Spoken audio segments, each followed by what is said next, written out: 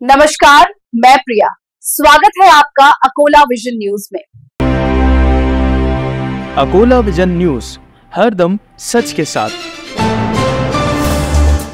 अकोला के सरकारी अस्पताल में अमोल इसर नाम का छात्र इलाज के लिए भर्ती है। अमोल पिछले 3 साल से अमरावती में एमपीएससी और यूपीएससी की तैयारी कर रहा था। जानकारी के अनुसार शनिवार को वो शेगाम दर्शन के लिए गया था। रविवार को कुछ अज्ञात लोग उसका पीछा करते हुए खामगांव पहुंचे। वहां हाईवे पर 2 लोगों ने उसे रोका, बुरी तरह पीटा और जंगल में फेंक दिया।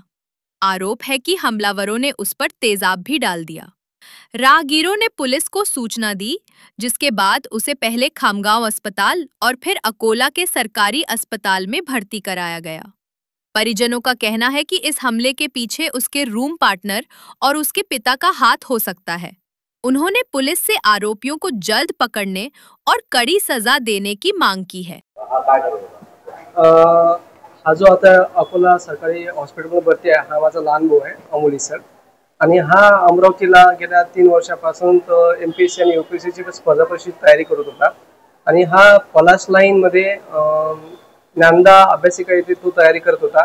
हा मागच्या शनिवारी 9 तारखेला शेगाव दर्शनासाठी गेला आणि रविवारी त्याच्यासोबत काही लोकांनी पाठलाग केल्यानंतर तो लिफ्ट घेऊन खामगावपर्यंत आला आणि खामगावच्या हायवेने त्याला 2 हिस्सेमध्ये त्याला अडवलं आणि त्याला मारहाण करून बाजूच्या जंगलामध्ये टाकून दिलं आणि त्या जंगलामध्ये तो पडून राहिला।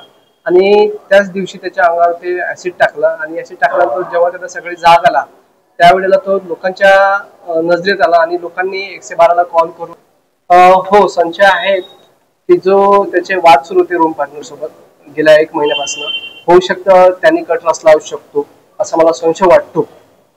धन्यवाद।